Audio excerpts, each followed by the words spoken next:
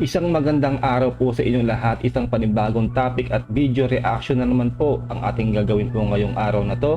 Mula po ito sa Good News Philippines. Ang title po nito, Chinese tanker hinuli.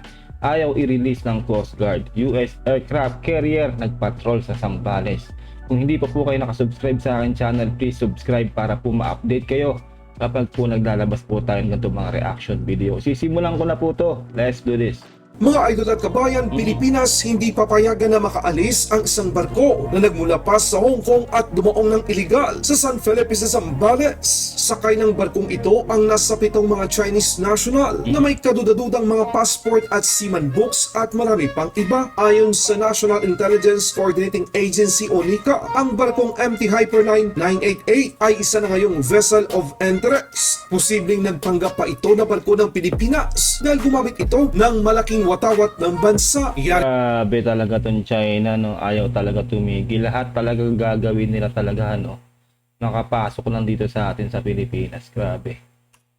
Pa ito na barko ng Pilipinas dahil gumamit ito ng malaking watawat ng bansa. Yari kayo ngayon, ano kaya sa tingin niyo mga kabayan ang totoong pakay ng barkong ito sa Pilipinas? Aircraft carrier ng Amerika nagpatrol sa West Philippine Sea malapit sa Mindoro at Zambales. Pagdinig sa umano'y gentleman agreement, mga kongresista ng bansa nagulat sa kanilang nadiskubre na sumang-ayon daw ang Aquino administration sa China na huwag i-repair ang BRP Sierra Madre LS-57 sa Ayungin Shoal.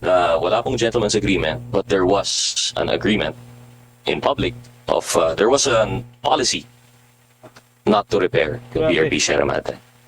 That is quite a revelation for me, Mr. Chair. That was not during our administration. It was the previous administration. Tama.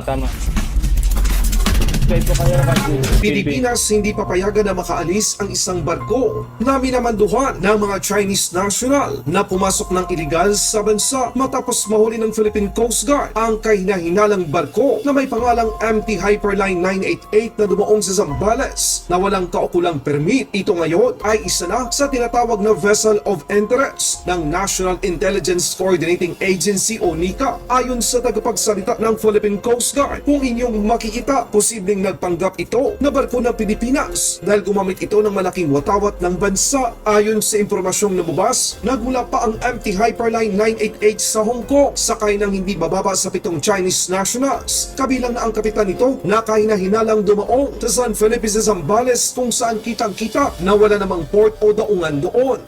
Ito po yan no? Dapat po talaga maghigpit na po talaga tayo, no? Sa lahat po ng port, airport, lahat po talaga, no? Diyan dito po sa Pilipinas, talaga pong gumagawa na po talaga ng paraan ng Chinese, no? Na mapasok po tayo, na ma-infiltrate po tayo. Malamang po, no? Hindi na po kailangan i-memorize yan. Spy po yung mga yan. Kasi po, kitang-kita naman po, nagpanggap po sila, no? Na Pilipino. Kasi meron po silang Philippine flag. Bakit po? At wala nga raw port po dyan sa lugar na yan. Bakit sila pupunta dyan, no? Ibig sabihin po yan, illegal entry po talaga ang gagawin nila ng mga Chinese na yan. Ako talaga, ibang strategy na to na ginagawa ng China, no? Kaya kailangan po talaga lahat po ng seaport po natin saka mga airport po ay higpitan po. Lalong-lalo na po sa mga Chinese. Kasi po naman na po natin na meron po tayong hidwaan, no? Between China. Sana po talaga mahigpitan po talaga yan. Dagdag pa ni Rear Admiral Armand Balelo, Philippine Coast Guard spokesperson, na nakitaan ito ng hindi bababa sa 26 hanggang 30 mga kakulangan ang nasabing barko na nagmula pa sa Hong Kong. Kabilang na dito ang mga questionable mga passport at seaman's book ng mga sakay nito. Expire na rin ang safety certificates at marami pang iba. Kahit na ito ay matutugunan, hindi pa rin papayagan na makaalis ng Philippine Coast Guard ang barkong MT Hyperline 988 dahil ito ay may mga issue sa ilalim ng National Intelligence Coordinating Agency o NICA. Sinabi ng Philippine Coast Guard National Capital Region, Central Luzon, wala na sa kanila ang bola kung kailan papakawalan ang nasabing barko. Kahit na maayos at matugunan pa ang nasa 30 mga kakulangan, ayon sa Philippine Coast Guard, kailangan pa rin kumuha ng clearance ng MT Hyperline 988 sa National Intelligence Coordinating Agency ng Pilipinas. Wag po tayong wag po tayong maging maluwag, no? Diyan sa mga seaport po natin. Dapat po talaga ay maghigpit. Lalong-lalo na po sa panahon puntuan na ginigipit po talaga tayo ng China. Kasi po sa June 15, no? Magsisimula na nga po raw silang manghuli dyan sa West Philippine Sea na sinasabi nilang foreign trespassers sa kanilang teritoryo daw. Samantalang sa EEZ po natin, atin po yung teritoryo po natin yun. Ano yun, hindi na po ba tayo makakapagdayag ng malaya dyan? Natuhulihin daw tayo. Kung tutusin, sila po ang pumapasok sa teritoryo na may teritoryo eh. At tapos may ganito pa po, no? Kahina-hinala po talaga itong mga Chinese na to. Unang-una po, wala po silang karapatan na maggamit, no, o gumamit ng ating flag. Ating bandila yan, no, Pilipinas, no. Pagpapanggap po yung ginagawa na yan ng Chinese Chinese vessel na to, no. Kaya hindi po talaga dapat na ipagsawalang bahala to, dapat po talaga magigpit po tayo. Lalo na po sa ating mga pantalan. Walang alam ang Philippine Coast Guard kung bakit pinahold ng Nika ang kadudadudang barko na nagmula pa sa Hong Kong. Tanging Nika lamang ang makapagbibigay ng sagot kung bakit naging vessel of interest ngayon ang MT Hyperline 988. Kung kayo ang tatanungin mga kabayan, ano kaya ang nakita ng National Intelligence Coordinating Agency ng Pilipinas sa MT Hyperline 988 na sakay ang mga Chinese nationals? Ano nga talaga to, spy po yan, no? Mga espiya po yan, mga yan na nagbabalak po talaga silang pumasok sa ating bansa, no, para kumalap ng mga informasyon or whatever pong gusto nilang gawin po dito sa ating bansa. Kasi po, yung paggamit lang po nila ng bandila natin, malaking na po yan, malaking hindi po makatarungan yan. Kasi po, hindi naman po sila Pilipino. Kumbaga, nag-break po talaga sila ng law dito, no. Nagpapangga po sila. Isa po silang mga huwad, no. Real talk lang po yan.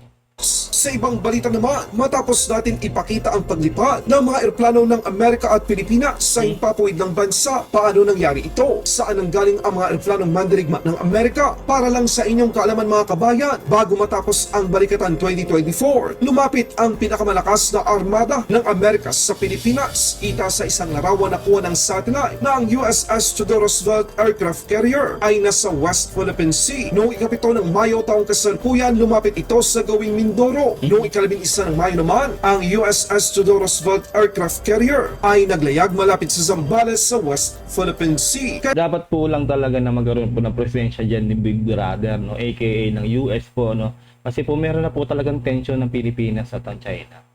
No, at yun na nga gagawin na nga ng China yung kanilang kahibangan, no, sa June 15, di ba? Kailangan na po pumwesto yan mga yan, no? Lahat po ng sumusuporta sa Pilipinas para po kung sakasakali nga po na wag naman po sana na ayaw po natin na mangyari na magkaroon po ng gera, ay hindi na po mahihirapan ng ating mga support system na tayo ay tulungan, no, para nakaabang na po diyan ng kanilang mga mga panggera, no. Sa madaling salita po ay dapat po talaga ay nakapwesto na po lahat po yan dyan. Mahirap po kasi yung magagaling pa po dun sa kanilang bansa, no, napulbos na po tayo ng China, no, kung tutuusin, no, real talk lang po tayo, ay wala pa po sila. Dapat po talaga ay nakapwesto na sila dyan. At ang paglipad ng puwersa ng Pilipinas at Amerika gamit ang mga eroplanong mandirigma nito sa West Philippine Sea ay hindi nagkataon lamang. Ito na ngayon ang bagong normal para sa dalawang magkaalyadong bansa upang mapalakas ang kanilang interoperability at masiguro ang seguridad ng Pilipinas. Sang-ayon ba kayo mga kabayan sa pagpapatrol ng Estados Unidos sa mga katubigang nasasakupan ng Pilipinas? Sa pag-umpisa ng hearing patungkol sa Gentleman Agreement, inihayag ng ilang kabinete ng dating administrasyon na sinunod lamang nila ang napagkasunduan ng dating Aquino administration sa China patungkol sa Ayungin Shoal. Aktual na video, panoorin. At the time, wala pong gentleman, the testimony, the narration is, I suppose, showing na wala pong gentleman's agreement. Wala, sir. However po, we maintain the position of status quo. Supposedly na wala pong repair. No repair whatsoever, but what was agreed upon, what was committed by the former defense secretary, that he will only deliver food and water to them. I did not expect that there would be an admission po, no, that we really did withhold repairs from BRP Sierra Madre. I just assumed that there would be a denial of a gentleman's agreement. But this is, for me, shocking news. Nabanggit po ninyo, sir, na through the Honorable Chairman, na meron pong commitment in 2013. Yun po yung naging basis of status quo. Would the good ES be in a position to elaborate po? Ang mahirap po kasi dito, no, unang-una po, hindi na po umi-epekto yung sinasabi nilang status quo na yan sa ating administrasyon ngayon. Sa administrasyong PBBM, no. Unang-una nakakagulat din po no si Aquino rin po pala no, ito pala ang nagsimula ng agreement diyan no. Hindi po gentleman's agreement no yung status ko na hindi rin po i-refer ang BIA Sierra Madre, which is parang para sa akin po no, maling-mali po talaga yon na bakit nakikipag-deal po sa kalabang bansa kasi noon pa po talaga nangaharap po talaga yung China no. Tapos lalo na po nung naging presidente po si Duterte, yun na nga, doon na po tayo doon na po tayo nagkanda leche-leche dahil nga po dyan sa gentleman's agreement. Dahil mismo kasi, yung China po kasi nagsasabi na meron po talagang gentleman's agreement. Hindi po natin mai-deny yan kasi po mismong China na po nagsabi na meron po talaga.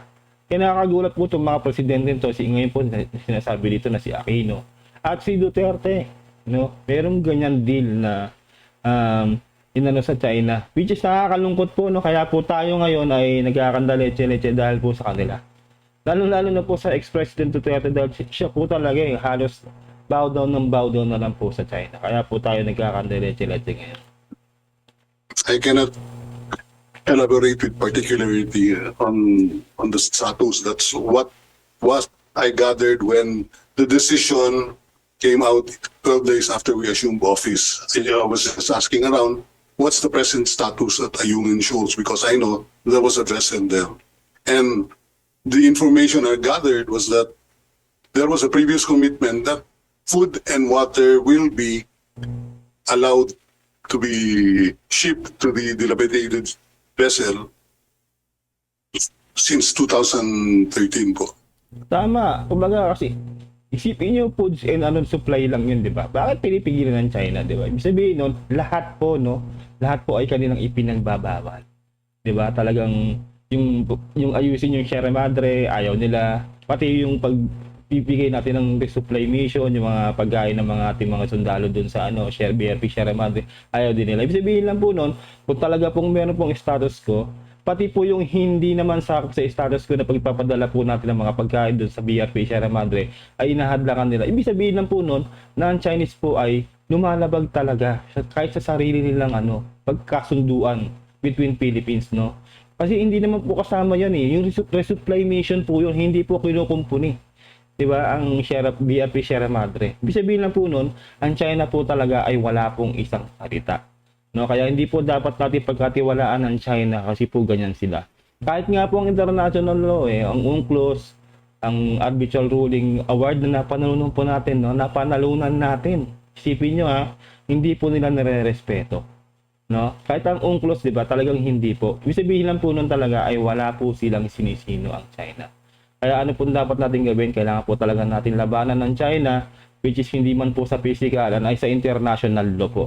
Kasi po doon po talaga tayo mananalo. Mas maganda po yung nasa legal po talaga tayo, no, na paraan.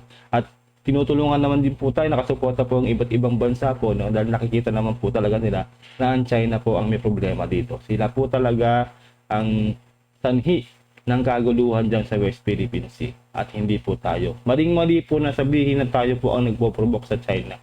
Isipin nyo yun, no, napakahinang bansa po natin, napakaliit po natin bansa. Kumpara sa kanila, bakit tayo magpo-provoke sa kanila? Maling-mali po talaga yun. No? Sila po talaga ang lumalabag sa batas dito. Mr. Chair, yung pag-gather po natin information na ito, is this based on official records from Malacanang or is this recounted by long-time officials there? I got that source from one of the officials before. I cannot recall. You mentioned certain names, personalities. No. That was what I recalled when the decision came out 12 days after we assumed office. I was just asking around because I was not really familiar with the West Philippine Sea situation. We were there for only 12 days. The decision came out 12 days after we assumed office. So I was just asking around, what's the exact status of this? And then I read in another column, GMA at ito, as far as I recall, that there was a commitment by then Voltaire Garcia, that Voltaire Gasmin, that he promised the Chinese embassy that he will deliver only food and water to the Marines assigned at the vessel. dapat talaga po ngayon, no, sa mga, lalo na po sa mga susunod na presidente, na yung makapilipinong presidente po talaga, sana po, no, kung magkakaroon po ng panibagong presidente, sana po talaga, no, wag po tayo makikipag-deal sa kalabang bansa na mas papabor po sa kanila. Dapat po lahat po ng magiging deal po sa kalabang bansa o kahit sa saang bansa po, ay mas malaki po yung makikinabang po ang ating bansa. Hindi po yung ganito, yung magiging alanganin tayo po yung maaargabyado. No, which is yung mga ating mga past president na yan, no, alam nyo na kung sino, na talaga pong naargabyado po ang ating bansa. Alit-lit na nga po ng bansa natin, wala na nga po tayong actually kalaban-labang bansa. Ay ganun po yung magiging status natin. Katawa-tawa po ang ating bansa dahil po sa mga naging ex-president po natin, lalo na po yung last ex-president po natin. No? Katawa-tawa po talaga ang bansa natin dahil po sa ginawa niya. At doon po tayo talaga na perwisyo. Ngayon, nararamdaman po natin yung epekto, no, ng gentleman's agreement dahil po talaga tayo po ay nabubuli po dyan sa West Philippine Sea. At sinisino-sino lang po tayo ng China. Kumbaga para sa kanila po, tayo po ay isa lang maliit na muta para sa kanila. Kumbaga parang tinatawan-tawanan lang po tayo, binubuli-buli tayo dyan sa West Philippine Sea na talagang wala po tayong kalaban-laban. Isipin nyo yun, di ba? Kasi po ang diskarte po ng ating Pangulong Bongbong Marcos ay hindi po talaga pisikalan. Which is para sa akin po, maganda po yun para po talaga pag ikinasa po yan sa international law ay nakikita po ng buong mundo at nasa legal po tayong para hindi po tayo pisikalan na lumalaban kasi po pag nagpisikalan po tayo ay wala po magandang pupuntahan yan. Talaga po kung sakasakali po kung gagawin po natin yon, baka po doon na po talaga magsimula po ng gera na which is ayaw po ng lahat yan. Kahit po ang China, ayaw po nila yan. Kasi po bagsak po ang ekonomiya ng China, marami pong mangyayari sa kanila. Yung kanilang mga assets po, yung mga account po nila ay mapiprease po, no, pag sila ay nagsimula ng gera. Marami pong hindi po magandang mangyayari kapag po nagsimula po ang gera. Mr. Chair, apologies. Back then, hindi pa po, this representation was not aware of the current events. Maybe no, ano po yung position ni Mr. Voltaire Casing?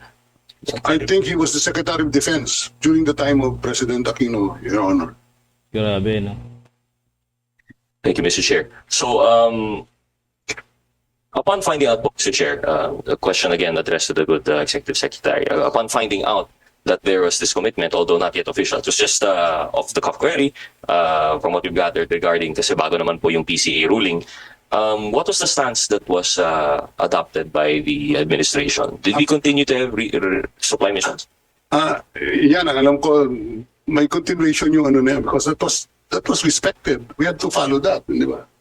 We understand the position. Dapat lang talagang mag-resupply mission. Paano gagawin? Hindi mamamatay yung mga nating kasundaluhan natin nandun sa BRP Sierra Madre, hindi magre-resupply mission. Common sense. 'Di ba? Buhay yung mga yun nandoon. Sa atin lang umaasa sila. Ando doon sila, halos ang bubuwis na nga sila ng buhay doon. Ang hirap po noon naka-station sila doon sa BRP Sierra Madre. Mahirap po yung buhay nila doon. Shipin nyo, di ba? Tapos pipigilan pa ng China. Kawawa po ang ating mga kasundaluhan na nandoon po, no? Napakahirap po na sitwasyon nila doon. Kaya, wag po tayo magpapagoyo dyan sa China, no? Kasi po, kahit po na magkaroon kayo ng kasunduan ng China, ay yung kanilang naisip po ay talagang panlalamang pa rin talaga. Hindi po nila susundin yan kahit na mismo ang kanilang mga sinasabi ay hindi po nila sinusunod. Para lang tayo ay masakop dahil po meron po silang maitim na balak dyan. Dahil nga po, sagana po sa langis at methane gas ang West Philippine Sea. Gusto po nila makuha lahat yan, ganyan po sila kasakim dyan sa ligas na yaman, dyan sa West Philippine Sea. Yun po talaga yun. That there was a different administration, different direction with China, and that is not exactly the purview of this inquiry. But I think we have determined already from the testimony, as confirmed also corroborated by the narration by former Secretary Lorenzana, na wala pong gentleman's agreement, but there was an agreement in public of there was a policy not to repair the BRP Sierra Madre. Yun lang nga po nakakalungkot talaga, no? Bakit nakikipagdilang ating mga ex-president sa China ng ganun, no? Isipin nyo, no? Pangulong Aquino daw po ito, no? Na may ganyang deal na hindi daw po ikukumpuni ang BRP Sierra Madre. Bakit? Bakit ganun, no? Anong nasa utak ng mga ex-president natin na to, no? Ganun ba talaga sila katakot sa China? Wala, which is hindi naman dapat to. Pero kung nakikita nyo ngayon ng ating Pangulong Bongbong Marcos talaga, lumalaban po tayo. Dapat ganyan po ang presidente, no? May bayag. Ganun po dapat, hindi po yung mga expressive, nako, gumising na po tayo lahat no, sa susunod na election po. Alam nyo na dapat ang mga gagawin nyo. Hindi na po kailangan pang i-memorize yan. Kasi po wag po tayong magpapadala sa mga pro-China. Isipin po natin no, tayo po ay Pilipino. Yun lang po no, kailangan po nating ilaban ng atin. Lagi ko pong sinasabi no, sa bandang huli po, tayo rin pong kapwa Pilipino ang magtutulungan kapag po nangyari po ang gera na yan. Kasi po tayo po talaga ang mapapahamak po dito kapag po tayo ay nakiayon lang na nakiayon sa kalabang bansa, lalo na po dyan sa China. Mag-isip po tayo, no? Buksan po natin ang ating mata, tenga, at magsalita po tayo kahit po dito sa social media, no? Ipahayag po natin ang pagkalaban dyan sa China kasi po talaga pong sobra na po sila. Wag po tayong wag po natin bubusalan ng bibig natin, no? Digital era na po ngayon, tumulong po tayo sa gobyerno natin. Tulad po itong vlog ko po na to, no?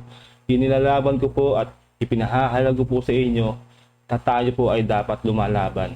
Dapat po natin bumoses, no? Dito po sa social media, kahit dito lang po makatulong po tayo sa ating administrasyon ni PBBM. Kasi po tayo ay Pilipino, no? Dapat po tayong sumusuporta sa ating gobyerno sa pamumuno ni PBBM. Yun lang po. That is quite a revelation for me, Mr. Chair. That was not during our administration. It was the previous administration's policy. Yes, Mr. Chair. It was entered into in the administration of Pinoy, but it was maintained by the Duterte administration. Thank you for the clarification. Yun na nga, di ba? Minaintain ni Duterte. Yun yung nakakainis, di ba? Dapat ba yun? Ayun lang po, no? Sana po nagustuhan nyo po ang ating reaction video mula po kay Good News Philippines. Ilalagay ko po sa description ang link ng kanyang video para po makapag-subscribe po kayo sa kanyang channel. At huwag nyo rin sana kalilimutan na mag-subscribe sa aking channel para ma-update ka kapag naglalabas ako ng ganitong reaction video. Ingat po kayong lahat until next time. God bless and peace out. Bye!